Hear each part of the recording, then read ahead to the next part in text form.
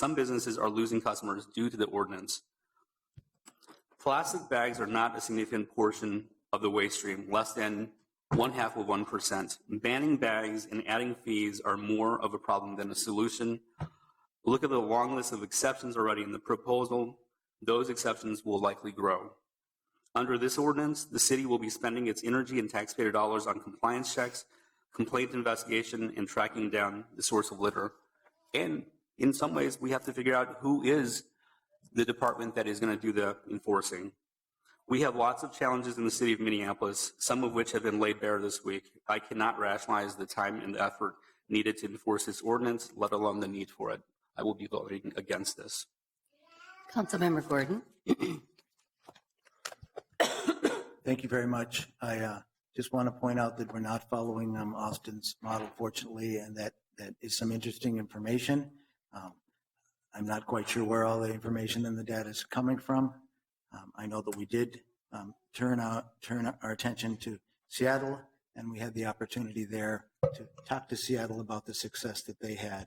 They actually do waste sorts in Seattle, and we heard that they had a 59% reduction in their plastic waste.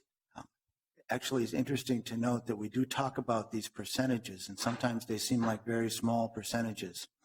But we heard at the public hearing that when Hennepin County did their waste sort, their small percentage of plastic bag waste amounted in 2013 amounted to 344 tons of waste.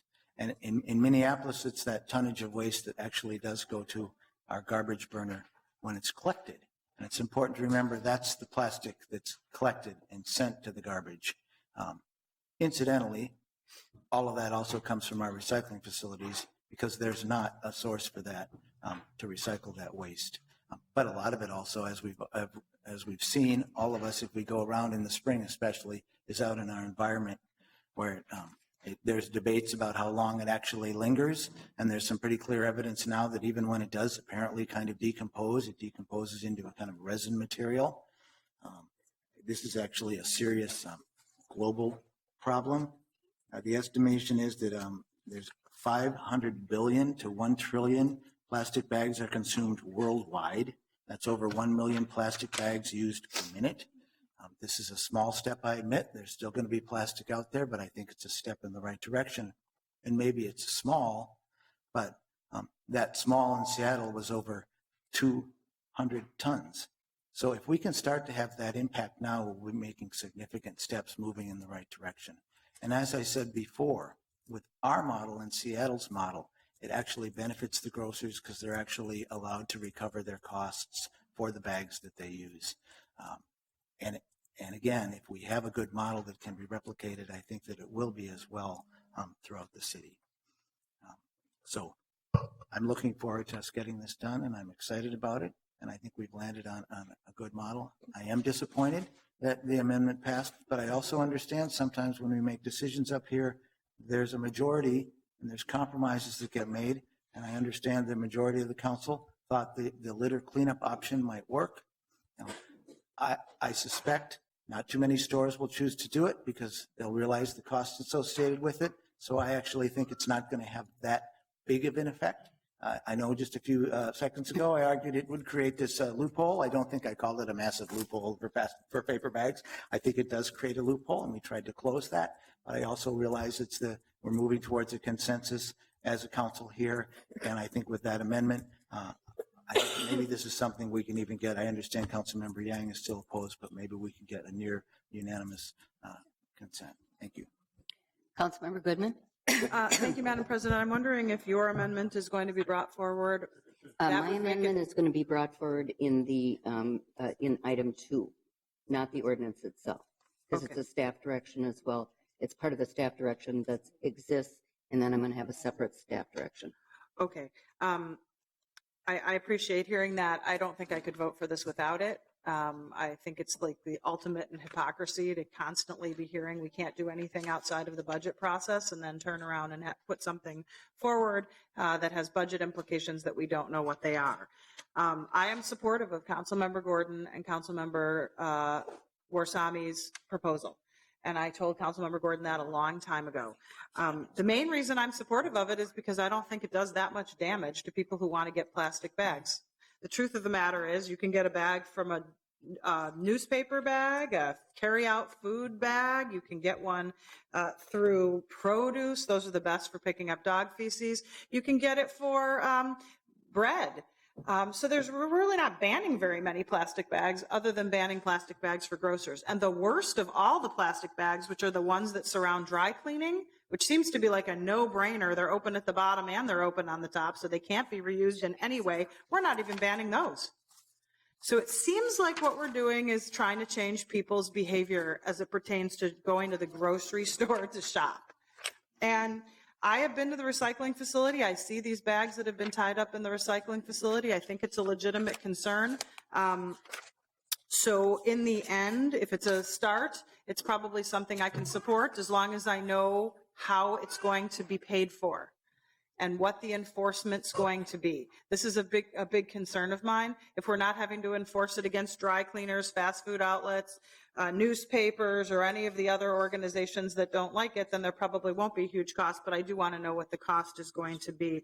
Ultimately, I think it's important to note that there has been very mixed reaction, at least from the feedback that I've gotten, with regard to how we should do this. I have had calls from a lot of constituents who live in condominium buildings whose regulations require that they tie their garbage prior to the time they put it through a garbage chute in a plastic bag. So all we're going to do is urge them to buy more heavier plastic bags to throw through their garbage chute instead of recycling and reusing the bags that they would be getting at Target. So as long as we understand what we're doing and not doing, and this is kind of a form of greenwashing in my opinion, because it's like doing a teeny tiny thing and making it seem like it's a big thing, because it's not a big thing in the scheme of things, which is probably why I can support it. Councilmember Borsami. Thank you, Madam President. I would urge my colleagues to support the Bring Your Own Bag ordinance, even with the changes that were made. I believe this is a step in the right direction. A journey of 1,000 miles starts with a single step. I think this is not, this is not the panacea. It's not going to solve the plastic bag issue, but it's a start. And I think there's a problem when we say we don't really want to start, but we want to get rid of everything. That itself makes no sense. So let's start. Let's take this simple incremental step towards having a zero waste city. I am open to banning every plastic bag. If that's the argument some of my colleagues are having. But this ordinance, which is called Bring Your Own Bag, the idea is for people to start reusing, to bring their own bags. And many retailers, I go to Costco. Costco doesn't have a bag. They don't have a plastic bag. They don't have a paper bag. And they're very popular. They're opening another store in Northeast Minneapolis. They're not going out of business. So the idea that Cubs is going to get out of business or Target is going to get out of business or Lund's is going to get out of business is, doesn't make any sense. So please, my colleagues, we urge you to support this. We want to put the plastic bag ban behind us and put the plastic bag monster behind us as well. Thank you very much. Councilmember Johnson, Andrew Johnson. Thank you, Madam President. Because of the amendment made, I can support the ordinance. I do take issue with the thought that it is watering it down somehow. The ordinance itself has been watered down with all sorts of exemptions laced throughout.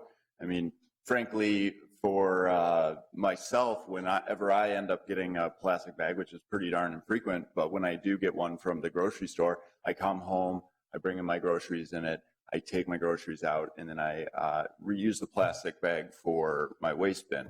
I think the exemption in here that just allows people to get plastic bags for drive-throughs and allow that to continue going on, I can see how that contributes to the problem, because then people have them in their car, they're driving around with their windows down, the air's flowing in, it ends up pulling the little bag out, and it flies off into the breeze and gets stuck in somebody's tree. So I think this thing has a lot of exemptions in it, and actually I was happy at committee to work to close a major loophole that was in this in order to strengthen it. And I'm happy again that we passed this amendment in order to strengthen this further by actually targeting all the plastic that's out there entering into our rivers and waterways and lakes and streams, and at the same time being able to provide more flexibility for businesses with that option. I still have concerns with it. I think Council Member Goodman expressed a lot of those. I do have concerns that not just with the exemptions, with different use case scenarios and other unintended consequences as a result of this. And I have concerns that it is, to a degree, greenwashing, but I also think that there's some symbolism in this and just our commitment overall to zero waste in the city and trying to do better. And I'm really happy at the end of the day, we now have a revenue stream going to nonprofits to actually take care of the problem that's everywhere, which is the litter that is disgusting and terrible, and we shouldn't accept it in our city. Councilmember Quincy. Thank you, Madam President. I was kind of reserving comment, but I decided I'd let people know that my intention is to not support this action. And it's kind of odd that I would say that, because my instinct is, of course, we'd like to ban plastic bags. We'd like to ban all kinds of litter. But the more I learned about it, I said, we're not going to make any impact. Councilmember Goodman is the one that inspired me to talk against this, because what she said was, it is greenwashing. It's not going to be effective. When we first started talking about this is a number of years ago, Councilmember Tuthill brought it up. I was very interested in pursuing a way to reduce litter and to reduce the recycling facilities teardowns that they have to go through when they have plastic. But there was too many things in this current process that I think I have the most problem with. One is the process itself. I think it should have come through when Councilmember Tuthill was bringing it forward. I wanted it to see come through the Transportation and Public Works Committee, because I thought the Public Works Department should be the one that would be driving this process. And so that's the issue, because it's a recycling component. It's about what we're doing in our solid waste recycling department. I thought it should come from there. So that was one thought. And then I started hearing from my businesses. And I am fortunate enough to have in the 11th Ward, one Cub food store and two Kowalski's. And then just across the street in Richfield, they have a Target. But it's not just about those grocery retailers we should be thinking about. I'm also concerned about what's happening at Diamond Lake Hardware and how they're going to have to change their process for plastic bags. And because they are going to be competing with people that are just blocks away from them. And this is something that we should really consider and have more input and direction with our businesses and with our business associations. But the most important lobbyist I listened to was my own constituents. And they were the ones that were saying, this is a problem for me. I don't know how to do that. I don't use plastic bags very much, but at a minimum, when I do use plastic bags at a grocery store or any other kind of facility, I'll bring those to another facility to be recycled. Now, I know on the huge percentage, it's not a big portion that gets recycled, and that's a problem, and that's one that we should be working on. But when we take away plastic bags, I don't think our recycling options are very good. And that's one of the reasons I was supporting Councilmember Johnson's. We got to figure out better recycling and litter control options. And we do that through money. And we do that through partnership. And if you take away those options from retailers, why would they have a recycling center in their store if they can't give away plastic bags? They're going to take those away, and I think our residents are going to lose a recycling option. That's something they want to do. That's a problem for me. And then the final business that I heard from was not a Cub or a Kowalski's, and it wasn't a hardware store. It was from a farmer's market. They said, please don't do this. Our merchants and our farmers markets rely on these products, these plastic bags, to give people their produce. So you're saying we're going to have to charge 5 cents? If you've ever bought 3 tomatoes at a farmer's market, it's $1. Now you have to do $1.05. Or you have to do 95 because they don't have to charge 5 cents. But you understand the dynamic of this? At the retail level, at the farmers markets, at Cub Foods, who's set up for bag your own, take it down. How many bags do you need? What size bag is 5 cents? Is it a big bag, medium bag, small bag? Are they all 5 cents? This whole process, it needs to have this resolved before we vote on it. And in this resolution, we're talking about years before we put together work groups and study groups and get more data. We're going to come up with this, and in two years or so, we'll be able to implement something. What the heck are we doing voting on something now that isn't going to be implemented? Yes, we have to make a step, and I know a lot of my colleagues are going to be able to do that today. But at this point, I'm not comfortable enough making that step forward at this time. But I absolutely believe in the intent, and I really appreciate everybody's working on it. And I think we'll continue to work on it no matter how the outcome on this particular vote today, but there's a lot more to do. Thank you, Madam Chair. Councilmember Palmisano. Madam Chair, I'd like, given all this discussion, and I appreciate all the comments of my colleagues, I think because the staff direction is quite important to some of us to ride along with this ordinance, I'd like to move to table the ordinance and first take up action on the staff directive, because that's one that includes a couple of important amendments to the staff directives, and then go back to the ordinance, if that's all right with you. I think it might really Helpful. sway people either way. Right. Councilmember Palmisano has asked to reverse the order of the two items from the Health, Environment, and Community Engagement Report. So I am going to view that as a procedural request and allow that to happen.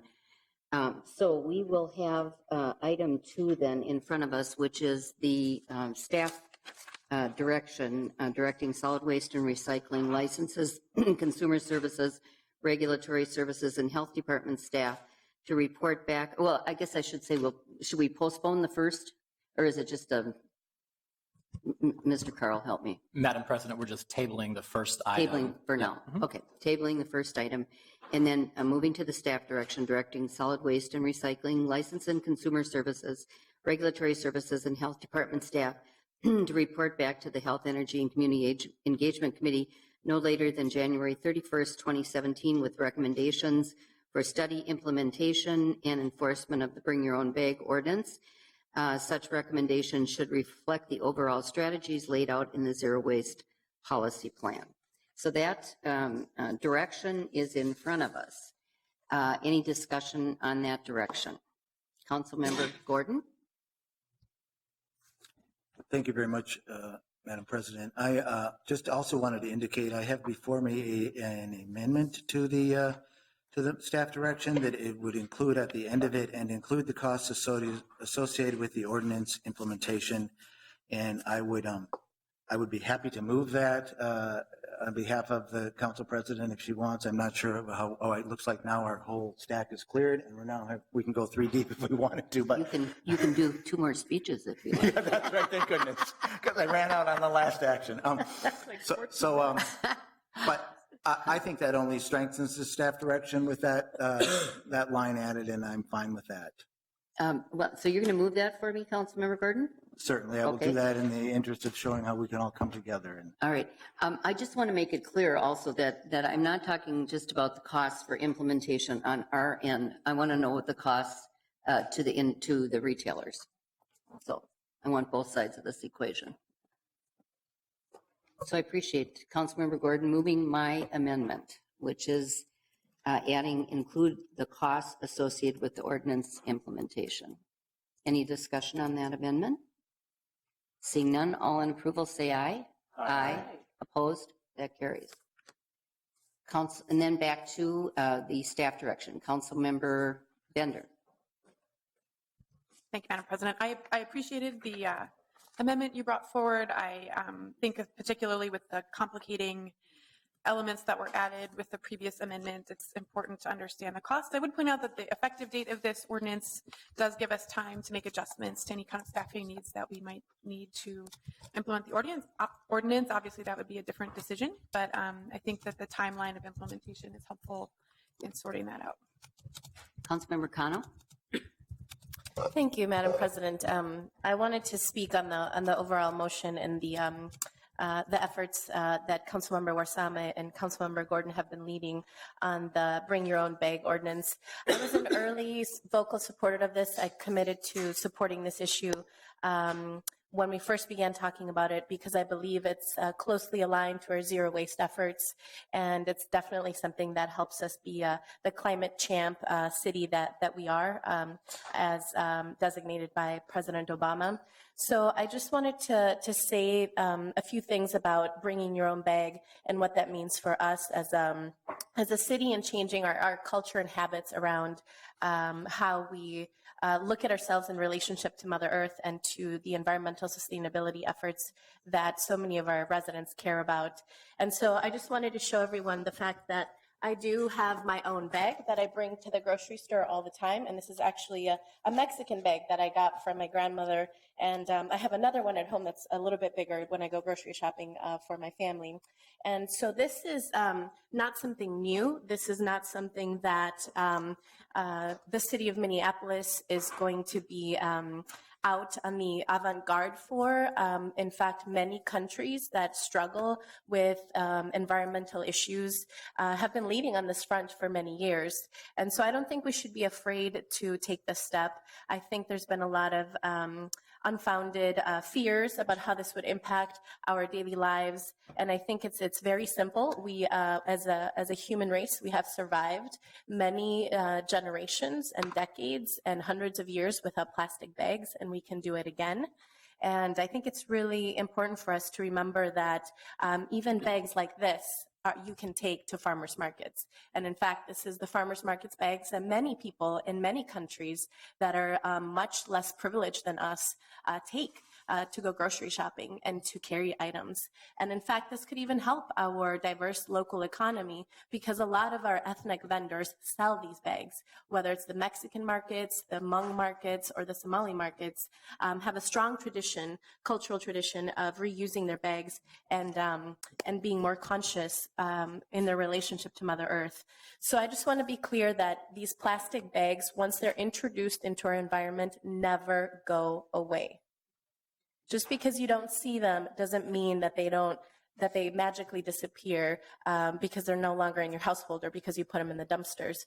The research has shown that these plastic bags, all they do is break down into smaller pieces that end up in the oceans, that end up in our water stream, that end up in our environment, negatively impacting our way of life. And so this isn't about saving plastic bags or saving, our way of life. This is really about thinking about our children and the future that they're going to have in this earth for generations to come.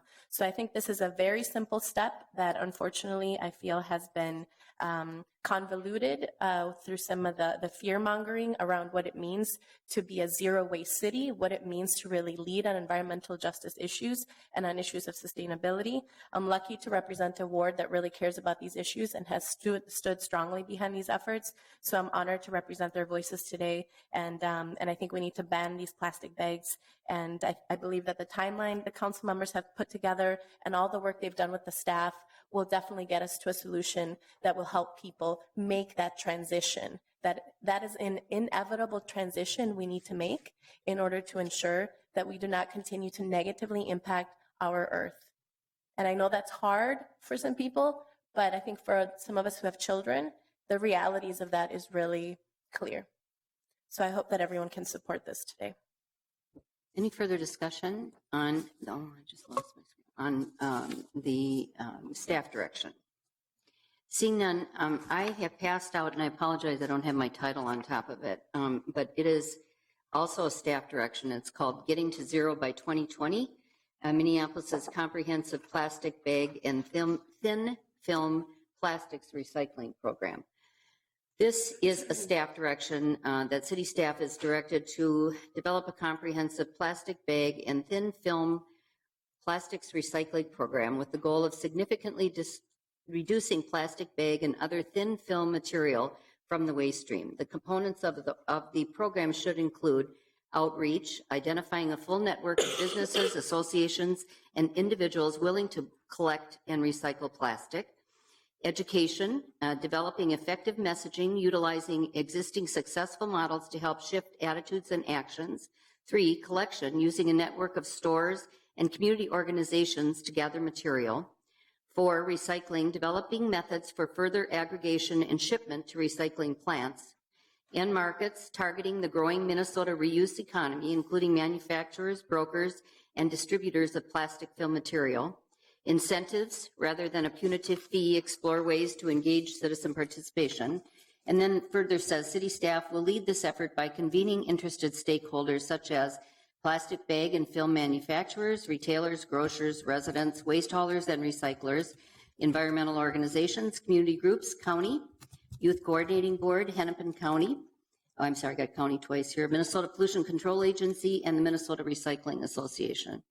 And with this staff direction, I am trying to get at what Councilmember Goodman was talking about, and what I have heard during this whole discussion also, is that there is a need to recycle plastic in lots of different forms, including plastic bags. We are not, with this ordinance, eliminating the bags that are used for carryout for food. We're not eliminating plastic bags that you wrap produce in. And so we still have a problem just with consumer use plastic bags. But we also have a problem with dry cleaner bags. We have a problem with stores that get a pallet of product that is covered with plastic to be shipped.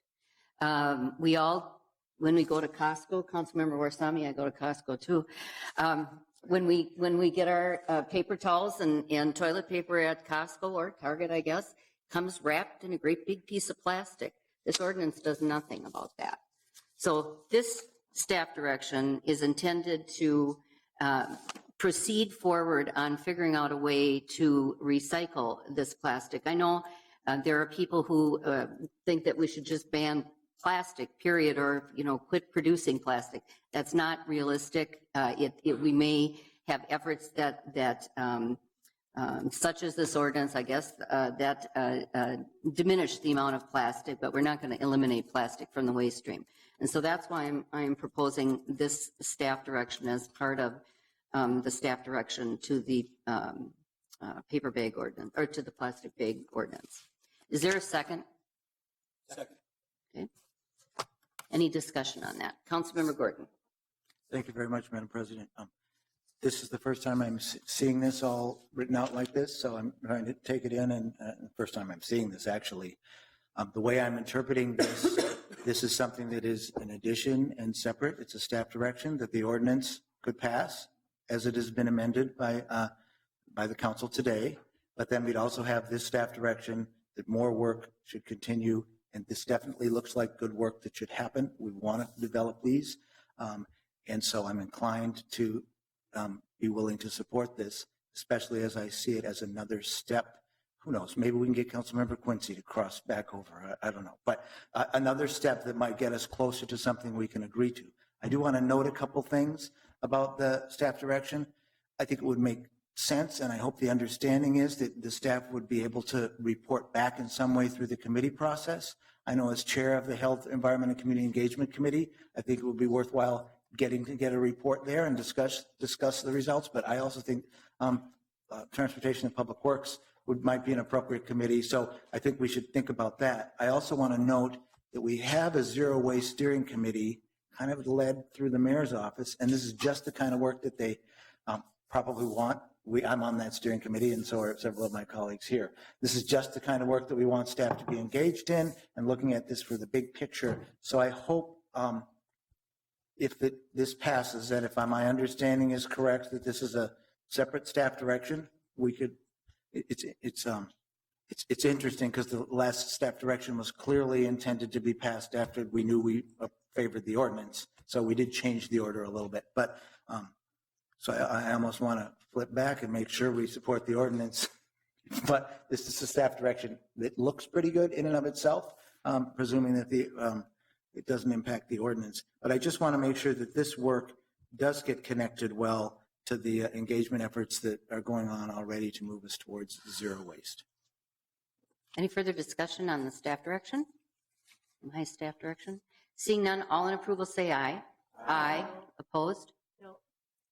That carries. Back to the original staff direction. Is there any discussion on the original staff direction? 1.2 on the Health, Environment, Community Engagement Report. Seeing none, clerk call the roll on item 1.2. Councilmember Quincy. Aye. Warsami. Aye. Goodman. Aye. Fry. Aye. Palmisano. Aye. Gordon. Aye. Kano. Aye. Reich. Aye. Bender. Aye. Glidden. Aye. Yang. Aye. Johnson. Aye. President Johnson. Aye. There are 13 ayes. That staff direction is adopted. Back to the original ordinance, then, the passage of an ordinance amending Chapter 11, 225 of the Code with garbage and refuge, adding a new Article 7, regulating the use of carryout bags. And it is the ordinance that is in front of you that Councilmember Gordon brought forward that has the two changes that are noted in the enforcement and penalties section and also the effective date. Any further discussion on that ordinance then? Seeing none, I'm just going to make small comments. I won't be supporting this today, and I just want to say that it's crystal clear. Make no mistake that this ordinance will raise the cost of groceries in Minneapolis. Particularly in the store that, I think with 13 council members here, I bet I'm the only one that doesn't actually have a full-service grocery store in my ward. The one grocery store that we had, a Kowalski store, couldn't make it in my neighborhood, and so it closed. And we haven't had a grocery store for probably about 6 or 7 years in my ward. We do and are very fortunate in North Minneapolis to have a full-service Cub store on Broadway. And Councilmember Yang and I have participated over the years, Councilmember Samuels before him, with meeting with the Cubs, and Jerry's is their umbrella ownership situation there. In listening to some of the challenges for the Cub store on West Broadway, which has about a $250,000 a year security bill that they have to pay to keep the store open, keep people safe, that kind of thing. And $250,000, you have to sell a whole lot of groceries at a 1% to 2% profit margin, which is what the grocery industry makes on selling groceries. You got to sell a lot of groceries to make up that $250,000 price tag. This store also serves a really large clientele of people on economic assistance. And so this fee to pass through for bags, if people choose to use bags, has, what would you call it, exemption, I guess, for people on economic assistance, and that's fine with me. But somebody's going to have to absorb the cost of the overall price tag for using more paper bags, which are much more expensive than these plastic bags. And I guess I'm just wondering, I think it will be the customer.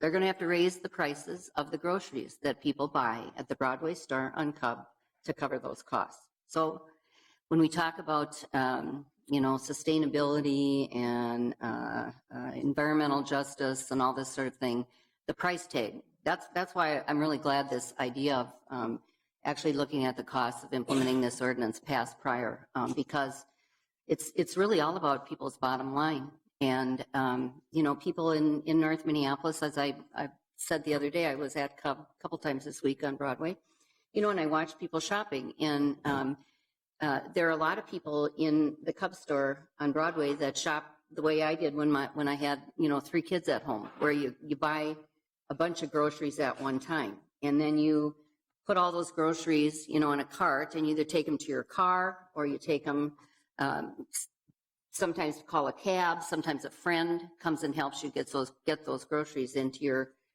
your home. And people then, if they have that option, maybe they'll find it more convenient just to go to the Cub at 36th and Highway 100, or the Cub on Brooklyn Boulevard, Bass Lake Road and Brooklyn Boulevard to do their shopping, if they can still get plastic bags, because it's more convenient for them. So I think not only will the prices go up at Broadway, I think people will choose to go shop at other Cub stores where they have the convenience of having the ability to use those plastic bags. So I won't be supporting this today. And anyway, I'm done.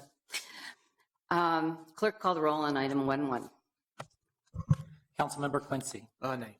Warsami. Aye. Goodman. Aye. Fry. Aye. Palmisano. Aye. Gordon. Aye. Kano. Aye. Reich. Aye. Bender. Aye. Glidden. Aye. Yang. Nay. Councilmember Johnson. Aye. President Johnson. No, There are 11 ayes and 2 nays. that item is adopted. I'm sorry. Were there 2 noes or 3 noes? I'm sorry. Councilmember Quincy votes no.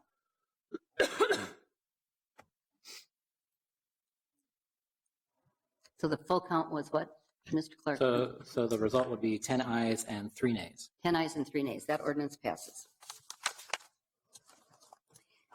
On to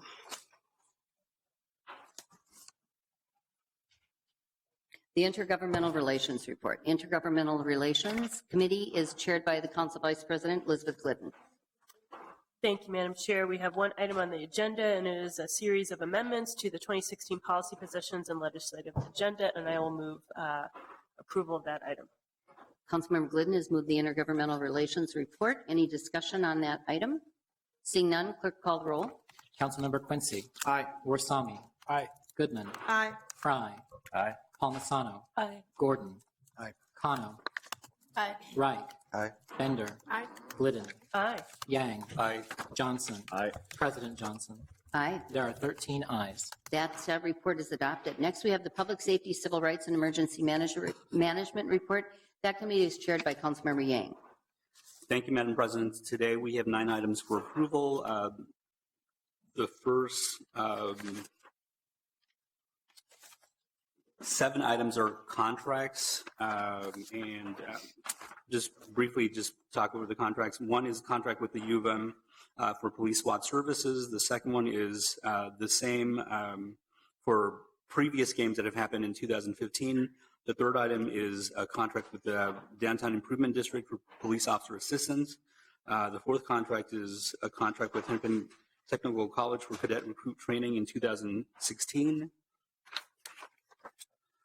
Fifth item is a contract amendment with the University of Minnesota for extra securities during the NHL Stadium Series alumni game, which has happened. The sixth item is a contract amendment with the University of Minnesota for bomb detection services at TCF Stadium. The seventh item is a contract amendment with Corner House Interagency Child Abuse Evaluation and Training Center for Forensic Interview Services.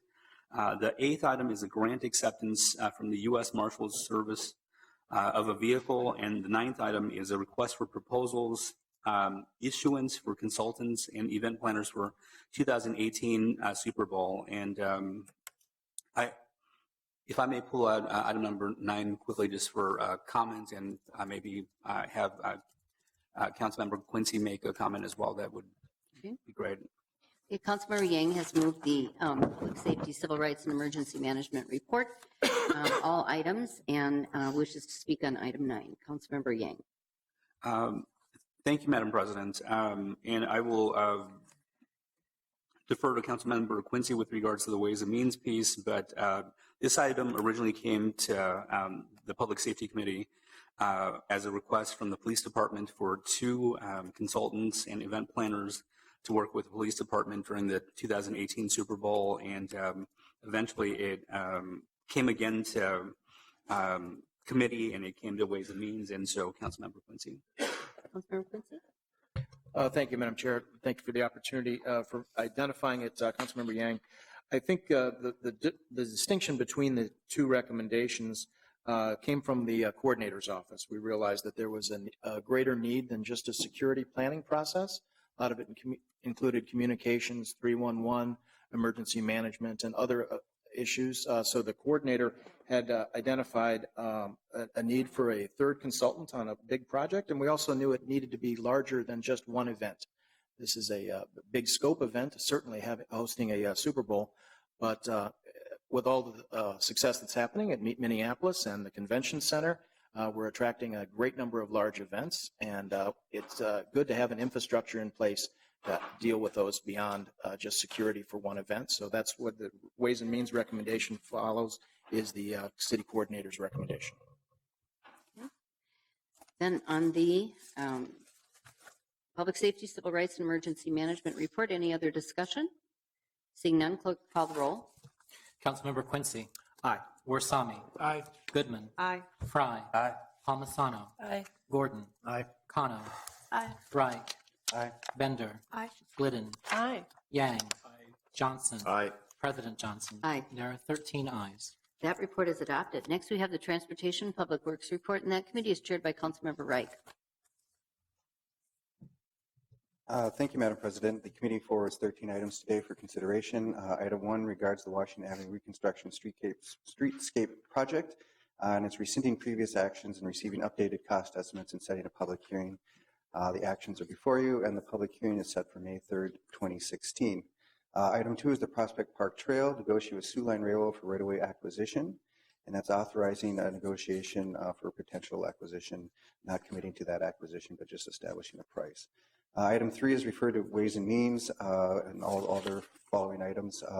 Diamond Lake Road, a residential, and Franklin Avenue Southeast Street resurfacing project, and that's approval of the project and the cost estimate that's submitted. Item 4 is the 54th Street West reconstruction project, assessment reduction. The reduction's listed, and it's passed a resolution also to reduce the amount for the bond request as well. This required 9 votes. Item 5 is the agreement with the Metropolitan Council, Metro Transit, for signal prioritization. Item 6 is the Nicollet Central Modern Streetcar Project contract amendment with AOCOM, and that is to extend that contract for another year for additional work needed. Item 7 is the bid for CCTV inspection and sanitary sewer system, and that's a low bid. Item 8 is accepting the low bid for hauling and disposal fill of asphalt millings. Item 9 is accepting the low responsive bid of McQueen Equipment for loader, packer, body, and automated arm equipment. Item 10 is the bid for the 49th Avenue North, Queen Avenue North Bridge project for the amount listed. Item 11 is the bid for bituminous mixtures, and that's accepting the low bid from Tiller Corporation for the amount listed. Item 12 is the bid for ready mix concrete, and that's accepting the low bid from Chemstone Products for the amount listed. And item 13 is accepting the low bid for Lametti and Sons for low bid for the cured in place pipe activities. So with that, Madam Chair, I move all items as listed. Councilmember Bragg has moved the Transportation and Public Works report. Any discussion on any of those items? Seeing none, clerk call the roll. Councilmember Quincy. Aye. Warsame. Aye. Goodman. Aye. Fry. Aye. Palmisano. Aye. Gordon. Aye. Kano. Aye. Reich. Aye. Bender. Aye. Glidden. Aye. Yang. Aye. Johnson. Aye. President Johnson. Aye. There are 13 ayes. That report is adopted. Next, we have the Ways and Means report, and that committee is chaired by Councilmember Quincy. Thank you, Madam President. Ways and Means has 13 items for your consideration this morning. First is a duplicating equipment and large format printer. The second item is a gift acceptance for city energy project convening attendance. The third is an appointment to the mayoral appointment to the Minneapolis Television Network Board. Item number 4 is contract amendment with Ski Data Parking Systems for support and maintenance costs. We have a bid for low bid for custodial services at the Public Service Center. We have a lease agreement with HD Partners LLC for regulatory services and emergency management. There's appointments to the Capital Long Range Improvement Committee. There are 2 appointments, one from the 11th Ward and one from the 13th Ward. The item number 8 is the rollover of the 2015 budget items to the 2016 appropriation. Item number 9 is the IT gift acceptance for April 2016 Harvard Kennedy School Smart Leaders Network meeting. And this is to cover the cost of registration, travel, lodging, et cetera, for our Chief Information Officer, Otto Dahl, to attend that event.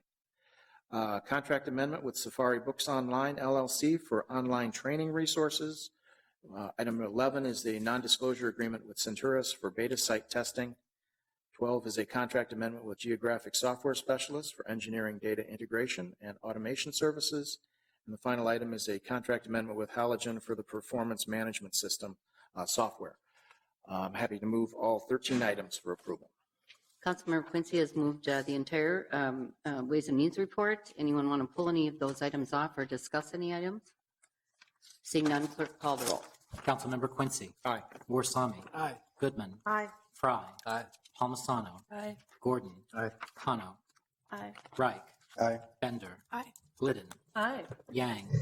Johnson. Aye. President Johnson. Aye. There are 13 ayes. That report is adopted. Next, we have the Zoning and Planning Committee, and that committee is chaired by Councilmember Bender. Thank you, Madam Chair. We have 2 items from Zoning and Planning. Item number 1 is approving appointments for 3-year terms to our Heritage Preservation Commission. These are two returning seats, and we're very thankful for their service. Item number 2 is receiving and filing a schedule, mission, values, and civic engagement plan summary for the comprehensive plan update. Directing our staff to report back on a detailed community engagement plan, which I've also asked staff to reach out to every council office between now and that report to make sure that each office has the chance to identify important stakeholders, engagement methods, and review a calendar. That report will come May 19th to Zoning and Planning. And then passage of a resolution authored by Councilmember Reich and myself to begin that work of the comprehensive plan. And I'll move items 1 and 2. Councilmember Bender has moved the zoning and planning report, 2 items. Any discussion on those items? Any of those items? Councilmember Reich. Thank you, Madam Chair. Just speaking to the second item, I just wanted to commend Councilmember Bender for the work that's been done, all the staff people. We've had a lot of sort of discussion to see how we would best tee up to have an engaged public to define our comprehensive plan moving forward, and I think we've got the first steps solidly in place. Any further discussion on the zoning and planning report? Seeing none, clerk call the roll. Councilmember Quincy. Aye. Warsame. Aye. Goodman. Aye. Fry. Aye. Palmisano. Aye. Gordon. Aye. Kano. Aye. Reich. Aye. Bender. Aye. Glidden. Aye. Yang. Aye. Johnson. Aye. President Johnson. Aye. There are 13 ayes. That report is adopted. Next, we have the introduction and referral calendar. And as I said before, the first item on the introduction calendar is the introduction of the ordinance pursuant to notice. Councilmember Goodman and myself introduced the subject matter of an ordinance amending the code relating to administration finance for first reading and referral to the Committee of the Whole for a public hearing on April 13th, 2016, adding a new Title 14 entitled 20-Year Neighborhood Park Plan. And as I said at the beginning of the meeting, this moves the ball down the road. We are going to have a presentation at the Ways and Means Committee on April 11th. And at that meeting, we will have the staff response to the questions that were raised at the Committee of the Whole. And now I've scheduled this public hearing, or will schedule this public hearing for April 13th, which would allow us to vote as quickly as the next Friday, the 15th, if there aren't delays. So that's our plan. Any discussion on the introduction? Councilmember Glidden. Thanks, Madam Chair. And I just wanted to thank you for taking this path that allows us to have some discussion. And I understand that from the authors, there's a desire for moving forward, expeditiously, and I can understand that. And so I just wanted to thank you for allowing us to do this and make sure that we have an opportunity for good public discussion on these really major proposed commitments. So thank you. Any further? Councilmember Gordon.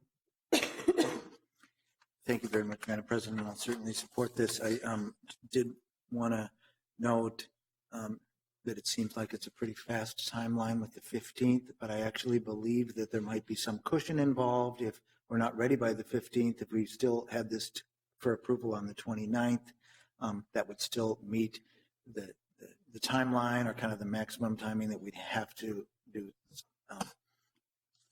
the needs of the park board, especially if they felt like they had to go forward with a referendum.